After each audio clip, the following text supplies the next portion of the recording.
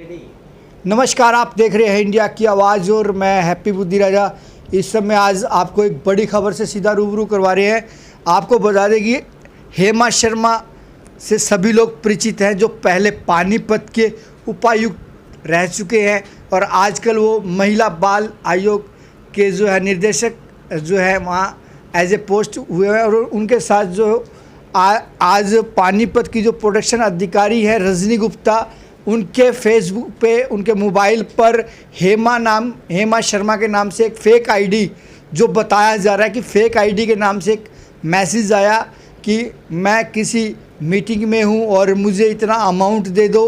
और उन्होंने जो है पहले तो बड़ी सूझबूझ के साथ धैर्य रखते हुए उसको रिप्लाई किया। क्या हुआ सारी बातें जो हम सीधा जो है प्रोडक्शन अधिकारी रजनी गुप्ता जी हमारे साथ हैं, उनसे बातचीत करते हैं कि किस प्रकार से उनसे मैसेज स्टार्टिंग हुआ और कितनी देर वार्तालाप चलता रहा और कहां तक ये सारा मामला हुआ। आइए बातचीत करते हैं। रजनी जी, पहले तो इंडिया की आवाज़ में आपका स्वागत है। धन्यवाद। हाँ मैम जी, क्या मामला था ये सारा?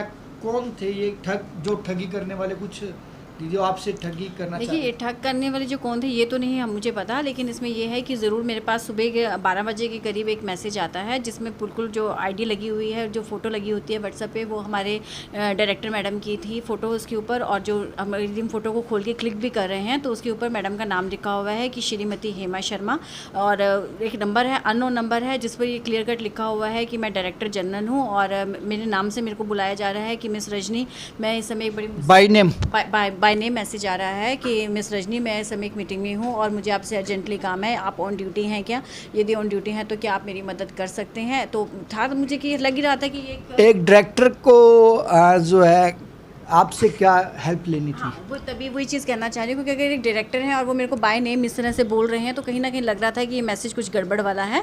और इसलिए उस चीज़ को जानने के लिए कि क्या ये गड़बड़ है और कि कहाँ तक ये क्या चीज़ चल रही है, तो वो जानने के लिए मैंने जानबूझ के उस मैसेज को आगे रिस्पॉन्ड किया। तो आगे आगे चलती रही रिस्पॉन्ड करते करते, फिर दोबारा से मैंने कहा हाँ ठीक है बताइए मैं क्या मदद कर सकती हूँ। तो फिर उनके तरफ से ये जवाब आया कि मैं इसे किस चीज़ की नहीं मतलब खुल के बताइए। उन्होंने जो आपसे हेल्प मांगी, किस चीज़ की हेल्प मांगी थी? उन्होंने क्या कहा था आपको? शुरू में तो बस यही कहा ना कि मुझे एक हेल्प की ज़रूरत है। मैंने कहा ठीक है मैम, मैं ऑन ड्यूटी हूँ और मैं हेल्प कर सकती हूँ। फिर उनका बस नेक्स्ट मैसेज ये आता है उनका तरफ से, व्हाट्सएप की तरफ से, कि मैं इस समय एक मीटिंग में हूँ, मुझे कॉल मत करना और मुझे ना अर्जेंटली मैं अपना क्रेडिट कार्ड भूल आई हूँ और मुझे अर्जेंटली कोई गिफ्ट वॉचेस खरीदने हैं और उस चीज़ में तुम मेरी मदद कर सकती हो कि क्या तुम मेरे बिहाफ पर वो गिफ्ट वॉचेस खरीद सकती हो और मैं तुम्हारे को जो पैसा है वो रीइंबर्स कर दूँगी। तो मैंने फिर आगे रिस्पॉन्ड करते हुए कहा कि हाँ ठीक है मैम, मैं कर सकती हूँ, आप बताइए। इंटरेस्टेड हो गए थे? इंटरेस्टेड नहीं हो गए थे, हम ये देखना चाह रहे थे क्योंकि ये हमें पता है कि मेरा भी निकला है। नहीं, हमें ये पता था कि ये एक साइबर क्राइम है, क्योंकि हम पहले ही आप लोगों के माध्यम से बहुत कुछ जान चुके हैं साइबर क्राइम के बारे में और समय समय पर हमारे एसपी साहब भी जो साइबर क्राइम के बारे में हमें अवेयर करते रहे हैं सारा कुछ। तो हमें ये पता था कि ये कुछ है तो सही, ये साइबर ठगी का मामला है। तो ये देखने के लिए ये साइबर ठगी का मामला कहाँ तक जाता है, किस तरह से ये लोग काम करते हैं, क्योंकि हमारे साथ एक बड़े से पहला तजुर्बा था कि इस तरह का मेरे पास व्हाट्सअप आना और वो भी एक बड़े अधिकारी के नाम से आना। तो उसमें फिर आगे से आगे रिस्पॉन्ड करते हुए चलती गई। तो उसमें फिर बाद में उन्होंने आपने ये नहीं सोचा कि बड़ा अधिकारी हेल्प मांग रहा है, मैं फटाफट कर दूं? नहीं, देखिए बड़े अधिकारी से हमारा इतना रहता है आपस में कि एक बड़ा अधिकारी से ऐसा कोई डर नहीं होता, क्योंकि अगर डर होता अगर मान लो लगता भी तो हम डायरेक्ट मैडम को फ़ोन करके हम पूछते कि मैम इस तरह से मैसेज आया है, हम लोग क्या कर सकते हैं। तो ऐसा कोई डर वाली बात नहीं थी। और हमें भी ये पता है कि होता है ना कि यार बड़े अधिकारी ने हेल्प नहीं, हमारे बड़े अधिकारियों ने कभी बीच में ठगी का शिकार इसीलिए हो जाते हैं। देखिए, हमारे बड़े अधिकारी ने बीच में हमें कभी भी इतना कम्युनिकेशन गैप रखा ही नहीं है कि हम उनसे डरे। हाँ, अगर कोई बात है, अगर कोई आती है इस तरह की बात, तो हम हमेशा उनसे बात खुलकर करते हैं और वो हमारी बात का रिस्पॉन्ड भी करते हैं। तभी इस तरह का ये मैसेज आना ये बता रहा था कि ये ठगी का मामला है। और हमने इसमें आगे करने के लिए मैंने अपने काउंटर पार्ट्स पे भी बात करी, तो पता चला कि 8 जिलों में इस तरह के सेम मैसेजेस आ रहे थे। तो इस पर फिर मैंने जब आगे रिस्पॉन्ड किया तो लास्ट में उन्होंने ये कहा कि 10,000 रुपये के कुछ समथिंग 10,000 रुपये के गिफ्ट वॉचेस के हैं, तो ये मेरे बिहाफ पर तुम परचेज़ कर लेना। फिर मैंने कहा ठीक है मैम, मैं कर लेती हूँ, बताइए आगे क्या करना होगा। तो उसमें फिर एक लिंक आता है, तो ये मुझे पता ही था कि इस लिंक को हमने ओपन नहीं करना है। इस लिंक को ओपन करने के बाद यदि कोई OTP आता है तो वो हमने शेयर नहीं करना, तो इसलिए मैंने वो लिंक भी ओपन नहीं किया। और उसके बाद फिर मैंने बात करनी बंद कर दी, क्योंकि हो गया कि एक लिंक उन्होंने भेज दिया जो मैं लिंक तक ही मैं जानना चाह रही थी कि किस तरह का लिंक भेजते हैं। फिर मैंने वो सारी चीज़ें बातें उसकी वो सारे स्क्रीनशॉट लेके, जो हमारे एक विभाग का व्हाट्सअप ग्रुप भी बना हुआ है, उस पर भी मैंने मैडम को बताया कि इस तरह से आ रहा है। तो वहाँ से एक तुरंत रिस्पॉन्स आता है कि ये एक फेक है, आप इस पर रिस्पॉन्ड मत करना। तो ठीक है, आगे जाके जब मैंने नहीं किया रिस्पॉन्ड, तो उनकी तरफ से रेगुलर मैसेजेस आते रहे कि हाँ भाई आप कहाँ गायब हो गई हैं, आप क्यों नहीं कर रही, क्या आपको उस लिंक को खोलने में कोई दिक्कत आ रही है। लेकिन फिर मैंने उसके बाद फर्दर कोई रिस्पॉन्ड नहीं किया। और ये वार्तालाप जो है हमारा कम से कम 2 घंटे हमारी बात, फर्स्ट मैसेज जो मेरे पास आया था उनका करीब 12 बजे के करीब आया था, और लास्ट जो उनका मैसेज आया मेरे पास 2 बजे के करीब आया है। तो ये सिर्फ आपके पास ही आपके बाई नेम आया था या नहीं, सभी जिलों में जो 8-9 जिले जो मैंने बताए हैं, उसमें 8-9 जिलों में सब में अलग अलग से बाय नेम गया है। जिस जिले में जो भी जिलों में जो भी प्रदर्शन अधिकारी है उस अधिकारी के नेम से गया है। तो फिर कहीं ना कहीं मतलब कोई लगता नहीं कि तालमेल कि जो लोग आपको जानते हो भी, आज प्रोडक्शन अधिकारी रजनी जी यहाँ हैं या फलानी वहाँ है, तो कहीं ना कहीं उनको लगता नहीं कि मतलब भी देखिए, पब्लिक की सहूलियत के लिए, क्योंकि हम एक घरेलू हिंसा पीड़ित महिलाओं की मदद करते हैं और बाल विवाह के जैसे मुद्दे को देखते हैं, तो हमारे जो नंबर्स हैं वो पब्लिकली रहते हैं। इवन अगर आप ऑनलाइन भी देखेंगे तो हमारे हर डिस्ट्रिक्ट के प्रोटेक्शन अधिकारी का नाम के साथ ऑनलाइन नंबर अवेलेबल है। तो हो सकता है कि कहीं ना कहीं वहीं से ये डायरेक्ट आपका पर्सनल नंबर होता है, सरकारी नंबर होता है? नहीं, एक तरह से पर्सनल और सरकारी एक हमारा नंबर ही रहता है। एक ही नंबर हम लोगों ने मैंने रखा हुआ है, तो ये मेरा पर्सनल भी है और सरकारी भी है।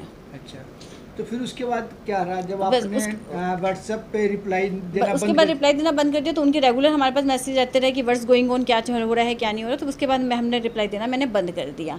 और कहीं ना कहीं वो ये तो क्लियर कट था ही कि ये साइबर ठगी का मामला है। तो इसमें अब आपके चैनल से भी मैं ये लोगों से यही अपील करना चाहूँगी कि यदि इस तरह के अभी मेरा एक सवाल ये है कि इसको लेकर आपने जब अपने सीनियर अधिकारी हेमा शर्मा मैम से बात की, तो इस बारे में कोई कानूनी कार्रवाई भी कोई हुई है शुरुआत, या कहाँ तक पहुँची है कानूनी कार्रवाई कि मतलब भी जो पता चल सके कि कौन ठग थे, कि कहीं कोई स्टाफ का तो नहीं था जो कि सबको जानता हो, या यहाँ तह तक तो जाना पड़ेगा ना भी कौन व्यक्ति था कि जो सबको बाय नेम भी जानता था और डिस्ट्रिक्ट वाइज सबको जानता था। तो इसके लिए कोई कंप्लेंट कहीं दर्ज आप लोगों ने पर्सनल लेवल पे, या आपके जो उच्च अधिकारी डायरेक्टर मैम है उन्होंने कहीं कंप्लेंट दी? देखिए, इस मामले में क्योंकि उनका डायरेक्टर मैम का नाम यूज़ किया गया है, डायरेक्टर मैम की फ़ोटो यूज़ की गई है, तो हमारा ये ज़रूरी मॉरल ड्यूटी थी कि हम उन डायरेक्टर मैम तक ये बात पहुंचाएं, कि जो कि मेरे द्वारा पहुंचा दी गई है। आगे जो कार्रवाई का मुद्दा बनता है ये उन तक ही रहेगा कि वो हमें किस तरह के अगर आगे डायरेक्शन देती हैं कि हमें किस तरह से काम करना है, तो हमारे द्वारा उसी तरह से काम किया जाएगा। लेकिन फर्दर अभी इस मामले में इस तरह की कोई डायरेक्शन नहीं आई है। बस ये कहा गया है कि हाँ ये फेक आईडी है, आप इसको आगे रिस्पॉन्ड मत करिएगा। तो इसको लेकर आप तो चलो पढ़ी लिखी भी हैं, प्रोडक्शन अफसर भी हैं, एक मतलब तो हर तरफ से आप सेटिस्फाइड थे।